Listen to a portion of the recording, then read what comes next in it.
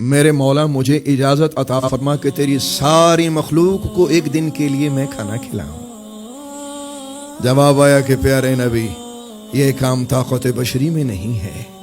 عرض کی یا اللہ مجھے پتا ہے اپنی عبادت کے بعد تجھے اطعام الطعام یعنی کہ مخلوق کو کھلانا یہ سب سے زیادہ محبوب امر ہے، میں تیری رضا کے لیے یہ کرنا چاہتا ہوں تاکہ تیری مخلوق کو پتہ چلے کہ یہ کام تجھے کتنا محبوب ہے۔ فرمایا پیارے جو آپ اجازت مانگ رہے ہیں یہ آپ کے لیے ممکن نہیں ہے۔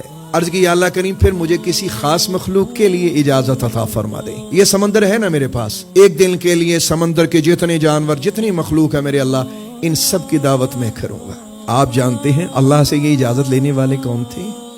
یہ حضرت سلمان بن داؤد علیہ السلام، اللہ کے بڑے پیارے نبی، اور ان کا مقام یہ تھا ہوا آپ کے زیر فرما، جنات سب کے سب غلام، دریاؤں اور سمندروں پر آپ کی حکومت تھی۔ اللہ تعالیٰ سے اجازت لینے کے بعد حضرت سلمان بن داؤد علیہ السلام نے اپنے مصاحب جو جنات تھے عفریت تھے بڑے بڑے سب اکٹھے کیے۔ آپ نے ان سے مشورہ لیا، آپ نے فرمایا بھی میں نے اس طرح یہ ذمہ داری اٹھائی ہے، تم بتاؤ کیا کہتے ہو، کس طرح تیاری کرنی چاہیے؟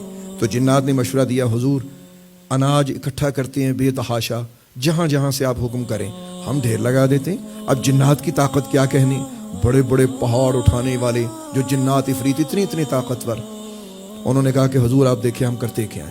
آپ نے فرمایا ٹھیک ہے۔ کتابوں میں آتا ہے کئی ہفتے تک اناج اکٹھا کیا گیا، پھل اکٹھے کر لیے، غلہ اکٹھا کر لیا، کچی سبزیاں اکٹھی، جو جو نظر آیا سب اکٹھا کر لیا، اور تا حد نگاہ اناج کا ایک ڈھیر لگا ہوا تھا۔ جب وہ اکٹھا ہو گیا اب دوبارہ مشورہ ہوا کہ اس کو تیار کیسے کرنا ہے۔ عرض کی حضور اس کو ایک بہت بڑی دیگ میں پکاتے ہیں۔ تو فرمایا دیگ کیسے بنے گی؟ انہوں نے کہا جی حضور ہم کس کام کے لیے ہیں؟ تو جناتی طاقت سے ایک بہت بڑی دیگ تیار کی گئی۔ روایات میں آتا ہے تا حد نگاہ وہ دیگ ہی نظر آتی تھی۔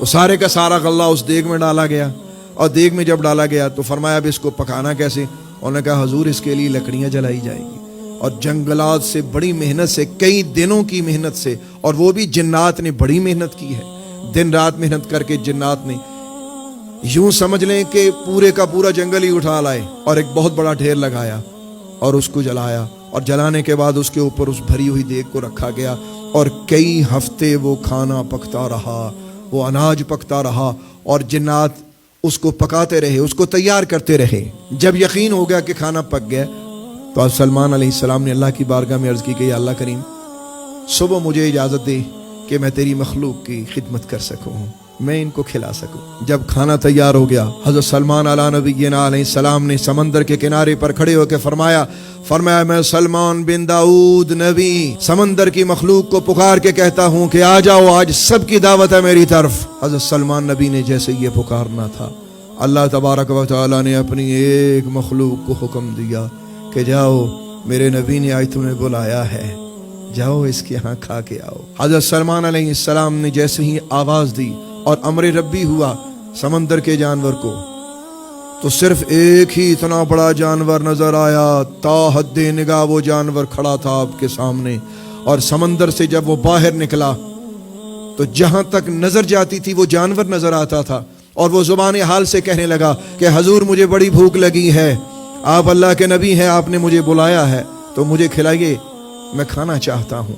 حضرت سلمان علیہ السلام نے فرمایا کہ بھئی یہ دیگ ہے، اس دیگ میں سے تم اپنا حصہ کھا لو اور باقیوں کے لیے چھوڑ دو۔ حضرت سلمان علیہ السلام نے جیسے یہ فرمایا تو آپ نے کیا دیکھا کہ اس سمندری مخلوق نے پوری کی پوری دیگ اور وہ راکھ ایک لقمے میں ساری کی ساری ہی کھا لی، اور حضرت سلمان علیہ السلام کو اپنی زبان سے کہنے لگا کہ یا نبی اللہ، میرا اللہ مجھ کو ہر روز اتنا کھانا دن میں 3 بار کھلاتا ہے، بتائیے میں دوبارہ اپنا کھانا کھانے کے لیے کس وقت آؤں؟ حضرت سلمان علیہ السلام نے جب یہ دیکھا کہ اللہ کی ایک مخلوق ہی یہ سارے کا سارا ہڑپ کر گئی، حضرت سلمان علیہ السلام نے جب یہ سارا ماجرا دیکھا آپ سجدے میں گرے اور عرض کیا میرے اللہ یہ تیرا ہی کام ہے، سوا تیرے کسی کی طاقت نہیں ہے کہ وہ ساری مخلوق کو پال سکے۔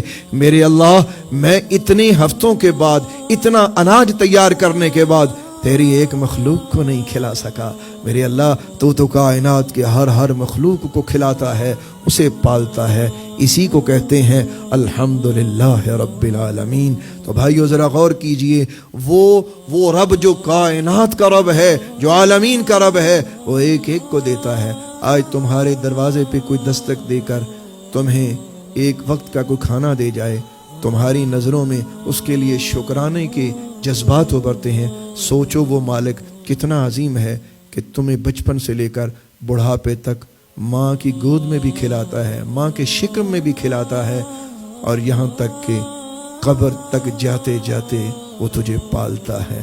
और बंदे सोच, अगर कोई बंदा तुझे एक वक्त का 2 वक्त का खाना खिला दे, एक हफ्ते के लिए तुम्हारे दरवाजे पर राशन लेकर आ जाए, तो तुम्हारी निगाहों में उसके लिए इजहार तशक्कुर होता है।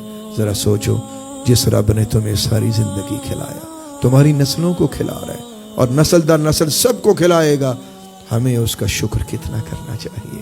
तो भाइयों, इरादा करो दिल से कि अपने अल्लाह के शुक्रगुजार बंदे बनेंगे। तो मेरे भाइयों, ज़िंदगी में जिसके साथ बैठकर 2 लुक़मे लगा लें, सारी ज़िंदगी उसे याद करती है। जिस अल्लाह ने आपको हमेशा खिलाया, उसे क्यों भूलते हैं। आइए आज से इरादा कीजिए कि या अल्लाह, जब तेरा खाते हैं तो फिर तेरी फर्मा बरदारी भी करेंगे। अल्लाह हमेशा तेरी फर्मा बरदार बन के रहें।